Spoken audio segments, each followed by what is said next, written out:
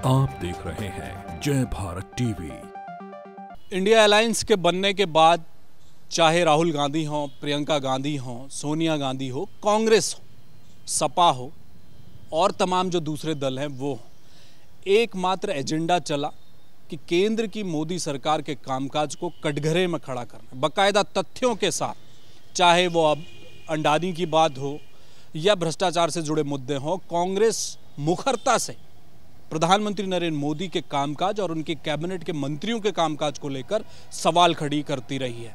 लेकिन इस बीच उत्तराखंड में कुछ ऐसा हुआ है जिससे मामला कुछ अलग ही दिख रहा है। कांग्रेस के दो विधायकों ने प्रधानमंत्री नरेंद्र मोदी के उत्तराखंड दौरे के बाद जो बयान दिया, मीडिया में वायरल हुआ, वो कुछ और कहानी कह रहा है। ये क्या है? कांग्रेस के विधायक अगर प्रधानमंत्री नरेंद्र मोदी और मुख्यमंत्री पुष्कर सिंह धामी से खुश हैं, उनके कामकाज से खुश हैं, तो कांग्रेस किस मुंह से उन्हें कटघरे में खड़ा कर रही है? ये बड़ा सवाल है। क्या उन दो विधायकों के खिलाफ पार्टी कार्रवाई करने जा रही है? अगर अभी तक की है तो क्या कुछ कार्रवाई हुई है और पार्टी से कैसे ले रही है? इस पर चर्चा करेंगे। शिषपाल सिंह हमारे साथ हैं, प्रवक्ता हैं कांग्रेस के। सर, आप कह रहे हैं कि मोदी पिछले 9 साल में उन्होंने बेहतर काम नहीं किया, कैबिनेट के किसी मंत्री ने नहीं किया, इधर राज्य सरकार के खिलाफ आप आए दिन सड़कों में उतरते हैं, लेकिन आपके दो विधायक सदन के भीतर मौजूद हैं, वो तो मुक्त कंठ से तारीफ कर रहे हैं मोदी और सीएम धामी की। देखिए, आप हमारे विधायकों के जिस बयान की बात कर रहे हैं वो मैंने भी सुना और प्रदेश में सभी लोगों ने सुना।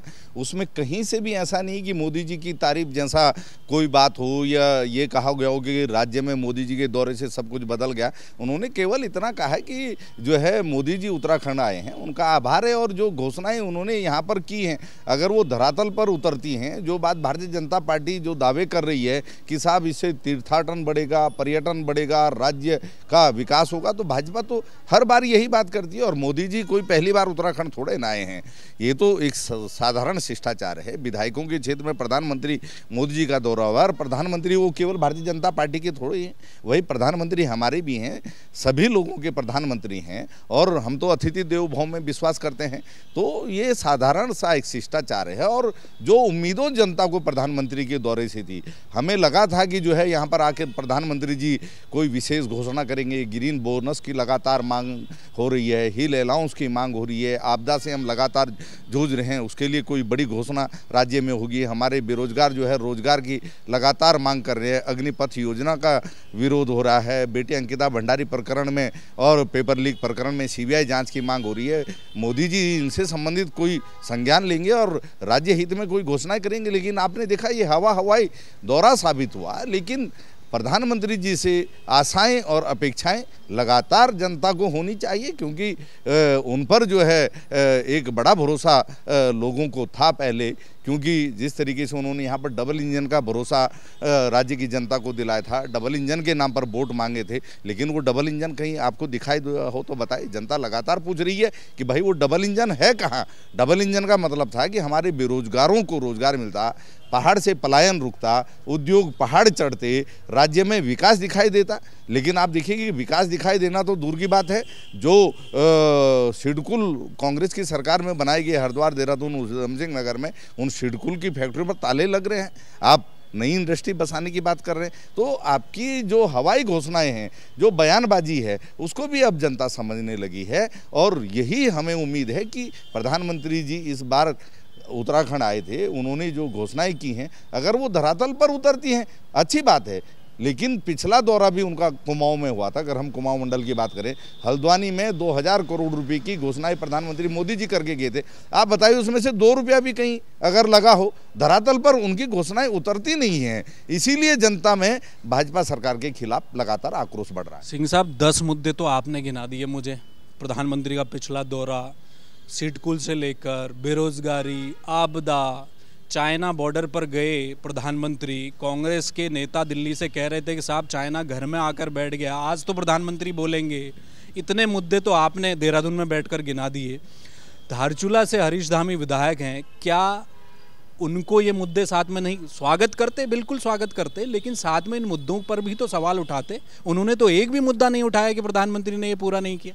देखिए, ऐसा ना, विधायक जो होता है वो क्षेत्र की जनता की उनके ऊपर जिम्मेदारी है क्षेत्र के विकास की, और वो क्षेत्र की जनता को जवाब देते हैं। और देखिए, कांग्रेस पार्टी के प्रदेश के जो नेता, आदरणीय प्रदेश अध्यक्ष हों, चाहे आदरणीय हरीश राव जी हों, नेता प्रतिपक्ष यशपाल आर्य जी हों, वो लगातार प्रदेश के संदर्भ में बातें करेंगे। अगर प्रदेश में विकास दिखाई नहीं देगा, अगर जो है धामी सरकार की घोषणाएं धरातल पर उतरती हुई नजर नहीं आएंगी, डबल इंजन की बात प्रधानमंत्री मोदी 17 के चुनाव में भी करके गए, 22 के चुनाव में भी करके गए, उस नाम पर आपको जनता ने वोट भी दिया और आपकी सरकार भी बनाई, लेकिन वो वादे जो है पूरे नहीं हो रहे हैं, तो सवाल खड़े होने लाजमी हैं। और विधायकों ने, क्योंकि उनके क्षेत्र में प्रधानमंत्री जी का आगमन हुआ, तो वो निश्चित तौर पर एक शिष्टाचार वर्ष जो है, उन्होंने कहा कि जो घोषणाएं उन्होंने की हैं, अगर वो धरातल पर उतरती हैं तो निश्चित तौर पर राज्य को उसका लाभ होगा। लेकिन हम कह रहे हैं, वो जितनी भी घोषणाएं आज तक अपने तमाम पिछले दौरों में करके गए हैं, आप बताइए कौन सी धरातल पर उतरी है? इनकी घोषणाएं ही रहती है ना, धरातल पर उतरती ही नहीं है। इसीलिए आप देखिए कि साल भर की इनकी सरकार में, चाहे प्रदेश का बेरोजगार हो, चाहे प्रदेश की मातृ शक्ति हो, लगातार सड़क पर उतर के आंदोलन कर रही है। जनता सरकार के खिलाफ एक साल में ही सड़क पर उतर जाए, आप बताइए, ये ऐसा पहला राज्य बन रहा है, तो कहीं ना कहीं जनता में आक्रोश बढ़ रहा है ना, तो ये आक्रोश की ही परिणति है। मेरा सवाल ये है, देखिए, मुझे याद है हरीश रावत मुख्यमंत्री थे, मयूख महर धरने पर बैठ जाया करते थे कि साहब मेरे यहाँ काम नहीं हो रहा। आज प्रधानमंत्री तो पिथौरागढ़ में उनकी कॉन्स्टिट्यूंसी में थे, हरीश धामी थे, और खुशहाल सिंह अधिकारी के यहाँ तो गए भी नहीं प्रधानमंत्री, फिर भी उन्होंने मुक्त कंठ से वीडियो बकायदा जारी किया। आप क्या कह रहे हैं, पार्टी ये मान रही कि उन्होंने जो किया सही है, सही बोला? देखिए, सही और गलत मानने का सवाल नहीं है, हमने कहा ये शिष्टाचार का मामला है। कुमाऊं में जो है माननीय प्रधानमंत्री जी का दौरा हुआ, और हमने भी कहा था कि हम अतिथि देवो भव में विश्वास कर रहे हैं। केवल भाजपा के प्रधानमंत्री नहीं है, जनता के प्रधानमंत्री, हमारे भी प्रधानमंत्री है। एक दो मुद्दे तो गिना देते जनता के। नहीं, आप बताइए ना, तमाम गिना रहे हैं, इतने मुद्दे मैंने आपको गिना दिए। नहीं, मैं उनकी बात कर रहा हूँ। विधायक मोदी जी जो है चाइना बॉर्डर पर आज कैलाश के सामने खड़े होकर के कह रहे हैं कि मैंने चाइना को डरा दिया, चाइना को संदेश दे दिया। आप अरुणाचल में तो संदेश नहीं दे पा रहे, जहां जो है चाइना लंबे समय से जो है घेराबंदी करके बैठा, वहां तो 56 इंच का सीना नहीं दिखाई दे रहा है। ऐसे तो कोई भी हवाई जहाज में उड़ते हुए कैलाश के दर्शन करेगा और कहेगा मैंने चाइना को धमका दिया। देश की जनता रिजल्ट चाहती है, देश की जनता आपकी कथनी और जो बात आप बोल रहे हैं सिंह साहब, मैं कह रहा हूँ कि आपके विधायक क्यों नहीं बोल रहे हैं? वो बॉर्डर में बैठे हुए विधायक हैं, प्रधानमंत्री उनके हैं, वो भी बोलते। कितना अच्छा रहता कि आपके मुद्दे वो उठाते, आपको उठाने पड़ रहे देहरादून। नहीं, निश्चित तौर पर देखिए, जो प्रदेश की जनता के ज्वलंत मुद्दे हैं, प्रदेश के विकास के जो इशू हैं, निश्चित तौर पर कांग्रेस पार्टी उठा रही है। मैं कांग्रेस के प्रवक्ता के नाते ये सारी बातें कह रहा हूँ। हमारे नेता प्रतिपक्ष, हमारे प्रदेश अध्यक्ष आदरणीय करण महाराज जी लगातार जो है ज्वलंत मुद्दों को उठा रहे हैं। तो कांग्रेस का संगठन लगातार जो है सरकार की नाकामियों को उजागर कर रहा है, सरकार के खिलाफ सड़क से लेकर सदन तक लगातार मुखरता से आंदोलन भी कर रहे हैं, मुद्दों को उठा भी रहे हैं। और निश्चित तौर पर आपने देखा कि तमाम मुद्दों पर सरकार को बैकफुट पर भी आना पड़ा, और आज भी प्रदेश के बेरोजगार जो है सीबीआई जांच की मांग को लेकर के, पेपर लीक प्रकरण में निष्पक्षता की मांग को लेकर के धरना प्रदर्शन कर रहे हैं। मेरा एक सवाल ही है, महेंद्र भट्ट जो भाजपा के प्रदेश अध्यक्ष हैं, वो लंबे समय जब से वो कुर्सी पर बैठे हैं, वो बार बार इस बात को कहते हैं कि हमारे रडार में कांग्रेस के विधायक भी हैं, कांग्रेस के नेता भी हैं। अब सियासी हलकों में चर्चा ये है उत्तराखंड में कि साहब हरीश धामी एक ऐसे विधायक हैं जो मुख्यमंत्री पुष्कर सिंह धामी के बेहद करीबी हैं, और धारचूला विधानसभा में काम दबाकर हो जाते हैं, उनके काम नहीं रुक रहे। खुशहाल सिंह अधिकारी के लोहाघाट में कोई काम नहीं रुक रहा। तो क्या ये चर्चाएं हो रही हैं कि क्या यही दो लोग हैं, एक आध लोग जो रडार में हैं बीजेपी के, आने वाले समय में ये पाला तो नहीं बदल देंगे? देखिए, ऐसा ना, मैं भाजपा के रडार वगैरह के बारे में नहीं जानता, लेकिन जहाँ तक महेंद्र भट्ट जी के बयान की बात है, धामी जी के बयान की बात है, तो मैं उनसे पूछना चाहता हूँ कि साल भर से ज़्यादा का समय हो गया, आपको जनता ने दोबारा से चुनकर भेजा गया प्रचंड बहुमत के साथ, आप अपने मंत्रिमंडल का विस्तार क्यों नहीं कर पा रहे हैं? 4 मंत्रिमंडल के पद जो है खाली पड़े हैं, जिससे राज्य के विकास पर सीधा सीधा फर्क पड़ रहा है। रोज़मर्रा के जो विभागों के काम हैं, एक एक मंत्री के पास कई कई विभाग है, मुख्यमंत्री के पास विभागों का अंबार है, आखिर उनका बंटवारा क्यों नहीं हो रहा है? आप बताइए ना कहीं भाजपा को जो है अपने अंदर गुटबाजी का खतरा है, कहीं ना कहीं टूट का खतरा है, यही तो भय है। तो भाजपा पहले अपने घर को संभाले, तब जाकर के जो है कांग्रेस के घर में ताक झांक करना जो है शुरू करे, और इस ताक झांक से कुछ नहीं मिलने वाला। तारीफ आपके विधायक तारीफ कर रहे हैं, आप उनके घर को देख रहे हैं। चलिए ये भी हटाइए, सवालों से कुछ सीधे जवाब से आप बच रहे हैं, वो आपकी अपनी मर्यादा है, मैं समझ रहा हूँ। मेरा आखिरी सवाल ये है सिंह साहब कि ये जो दोनों विधायकों ने कहा, पार्टी स्तर पर चर्चा तो हुई होगी, प्रदेश अध्यक्ष ने कोई तो संज्ञान लिया होगा या एआईसीसी ने लिया होगा, कुछ तो हुआ होगा, सही है गलत है, कुछ तो चर्चाएं हुई होंगी।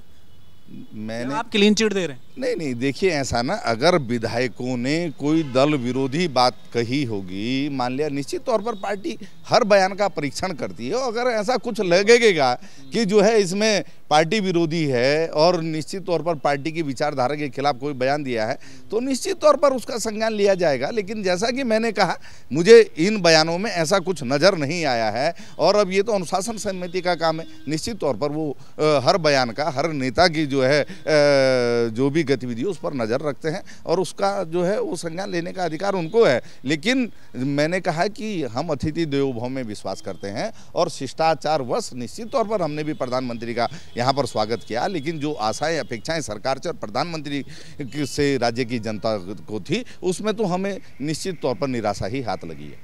चलिए बहुत शुक्रिया, धन्यवाद, थैंक यू। देखिए ये बात तो सच है, दोनों ही विधायकों ने पार्टी के खिलाफ कुछ भी नहीं बोला है। राजनीति से ऊपर उठकर अगर आप समझने की कोशिश करेंगे तो उन्होंने अतिथि देवो भव की जो बात कह रहे हैं वही किया।